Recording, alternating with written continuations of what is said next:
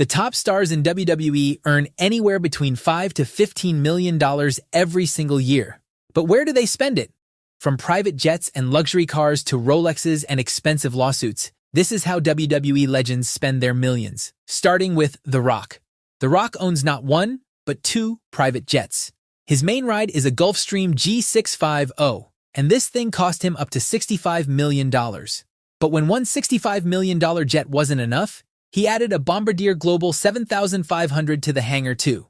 Back on the ground, The Rock's garage is just as stacked. His Pagani Huayra alone is worth over $1 million with a twin-turbo V12 engine that makes over 700 horsepower.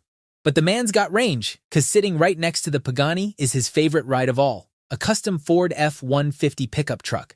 And he's not stingy with it either. The Rock has gifted trucks to both his own stunt double and to a man who once let him sleep on his couch when Dwayne was broke and homeless. And then there's his real estate portfolio, and this is where the money really shows. In 2021, The Rock paid $27.8 million for a Beverly Hills mansion, 3 acres, an infinity pool overlooking the city, and his own private tennis courts. He's also got a Georgia horse estate, a Florida property with $1 million gym, and a farm in Virginia. But the purchase that hits different is the one he made in 2018 when he bought his own mother a house, fulfilling a promise he made her years before he ever became a star.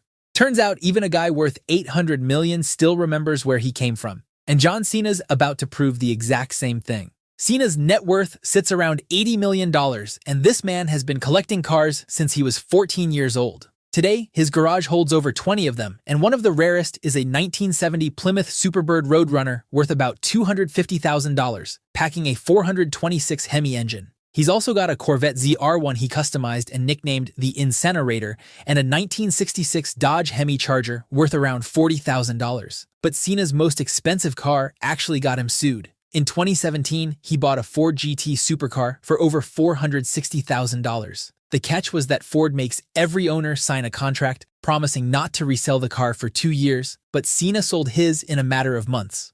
Ford came after him for breach of contract and lost brand value, and Cena had to settle out of court, paying an undisclosed amount straight to charity. He even put out an apology, saying he loves the Ford GT and encourages other owners to actually respect the contract next time.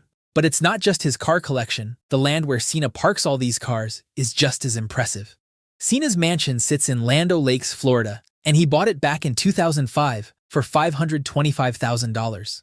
After years of renovations, it's now worth close to $4 million.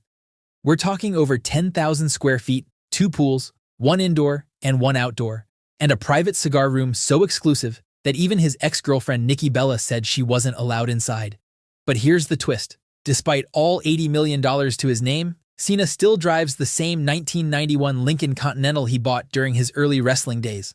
Guess old habits stick around even when the bank account changes. And speaking of things that stick around, Cody Rhodes just proved some things are worth more than money. Cody Rhodes' father, the legendary Dusty Rhodes, used to wear a gold Rolex Datejust with a Jubilee bracelet everywhere he went. But Dusty wasn't exactly rich his whole life, and at one point he had to pawn that exact watch just to pay for his youngest son's acting school. But when Dusty passed away, Cody assumed the watch would come to him. Unfortunately, it never did. Nobody could track down where it ended up, and Cody figured that piece of his father was just gone for good. Fast forward to WrestleMania 40, and Cody Rhodes is finally living out his father's dream, becoming WWE champion, something Dusty himself never accomplished in his entire career. After the match, Cody walks backstage into the gorilla position, and there's Triple H, Nick Khan, and Bruce Pritchard waiting for him. They hand him a small box, and inside was a gold Rolex Datejust with a Jubilee bracelet. Except this wasn't just any watch that looked similar. WWE's executives had actually tracked down the exact same model, matching the exact same serial number as Dusty's original Rolex.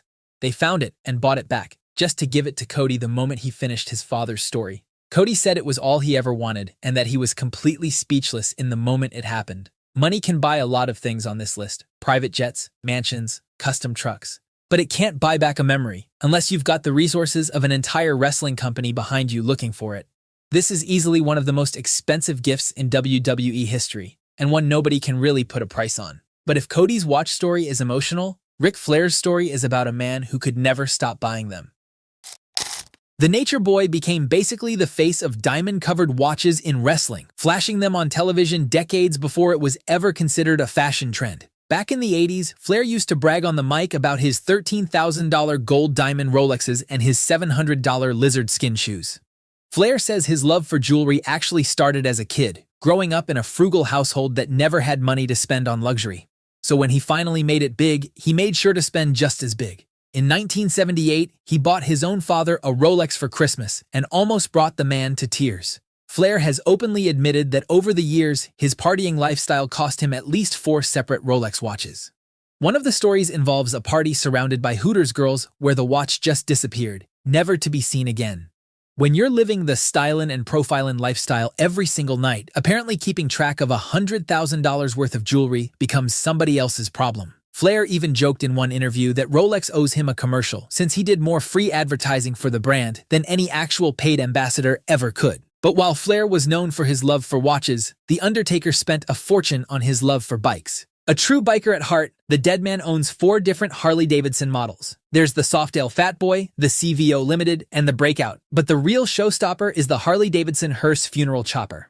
That bike wasn't just a random purchase either. It was custom-built to match his own SummerSlam entrance back in 1992, when the Undertaker character first started becoming iconic. So while most wrestlers buy cars to show off their money, Taker bought a motorcycle attached to a coffin carrier just to stay in character. Then came the American Badass era in the early 2000s, when The Undertaker traded in the supernatural deadman gimmick and rode an actual Harley-Davidson Softail into the arena every single week. It became one of the most iconic reinventions in wrestling history, and it turned Taker from horror movie villain into a real-life biker practically overnight. But not every wrestler needs a whole gimmick to justify an expensive garage, some of them just like fast cars, and there's a long list of them.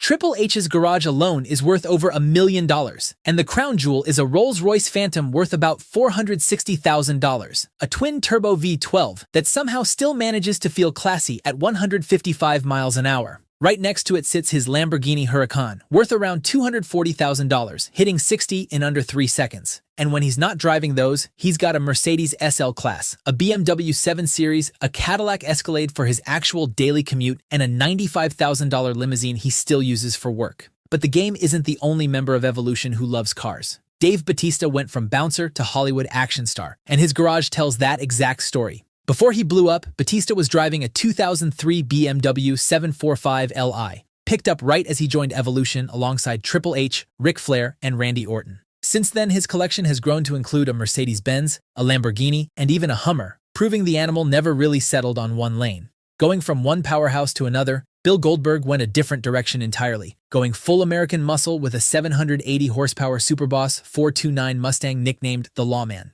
But if we're talking about wrestlers living larger than life, we simply cannot ignore the Hulkster.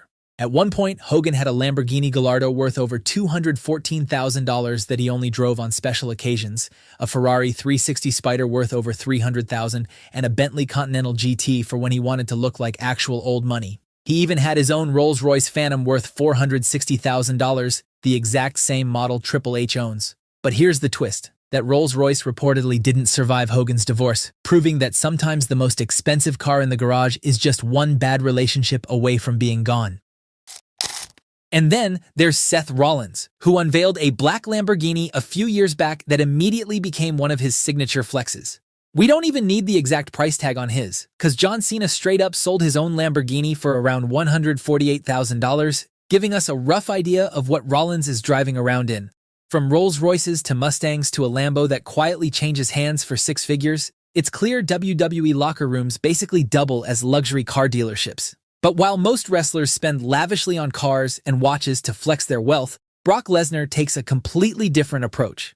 Despite having a net worth of around $20 to $30 million, the Beast incarnate maintains a modest lifestyle. He previously owned a 43-acre Minnesota ranch, which he bought in 2003 for $783,000. Today, he owns a $2.1 million farm in Saskatchewan where he farms himself along with his employees. But in stark contrast to Lesnar's quiet lifestyle, Liv Morgan and Dirty Dom don't shy away from spending big. Liv Morgan and her on-screen boyfriend Dominic Mysterio decided to hit up New York's Diamond District with a jeweler nicknamed Moses the Jeweler, and what started as a normal shopping trip turned into Liv walking out with 2 Rolexes in one single day. First, Dominic bought her a Rolex worth around $12,000, but then Liv spotted a Wimbledon edition Rolex worth $14,500, and before she could even think about it, Moses just bought it for her on the spot. His reasoning was that Dominic already owned the exact same watch, so now the couple could match.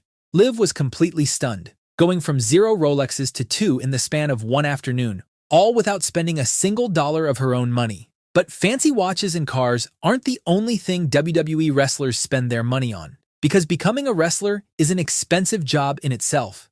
Wrestlers travel anywhere from 100 to 300 days a year, and WWE only really covers the flight. Everything else, the hotel, the rental car, gas, and even the food, comes straight out of the wrestler's own pocket.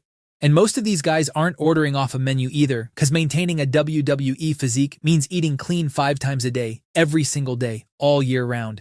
Add up hotels, rental cars, and personal meal prep across hundreds of nights a year, and even before the fancy watches and jets, just staying employed as a wrestler costs almost 6 figures every year. But no amount of money could have prepared Roman Reigns for what happened in 2018. Reigns was first diagnosed with leukemia at just 22 years old, right as he was starting his NFL career, ending that dream completely. He beat it, moved on, built an entire career as WWE's top guy for years. Then, in October 2018, live on Raw, Reigns told the world his leukemia was back. He gave up the Universal Championship right there in the ring and left the company to fight for his life. On average, leukemia treatment can cost anywhere from $80,000 to multiple 6 figures. Reigns came back just 127 days later, announcing he was in remission, but he still takes chemotherapy medication every single day for the rest of his life to keep it that way. No private jet or Rolex fixes that, and Reigns has said it himself, health is wealth. Big E knows that pain too. In March 2022, a botched move in a tag match left him with a broken neck, and he hasn't wrestled since. E has spent a hefty amount on stem cell treatment at a clinic in Cancun, trying to repair damage that might never fully heal, all while still smiling for the cameras every time he shows up. When you make millions putting your body on the line every single night, you either spend it chasing more, or you spend it just trying to survive long enough to enjoy it. And then there's CM Punk, whose money troubles came from a completely different direction. Back in 2014, after leaving the company, Punk went on Colt Cabana's podcast and took shots at everyone from Ryback and Vince McMahon to WWE's doctors. One of the doctors, named Chris Amon, sued Punk for over $1 million, claiming Punk defamed him on the podcast by talking about the medical care he received during his time in the company. Punk had to fight that lawsuit for 3 years, finally getting cleared by a jury in 2018, just 4 days before a scheduled UFC fight. But Punk wasn't the only wrestler who went through a costly legal battle. Over the years, names like Vince McMahon, Steve Austin, and many others have got caught up in scandals and controversies that cost millions in lawsuits. And if you want to revisit the darkest scandals in WWE history, check out this video next.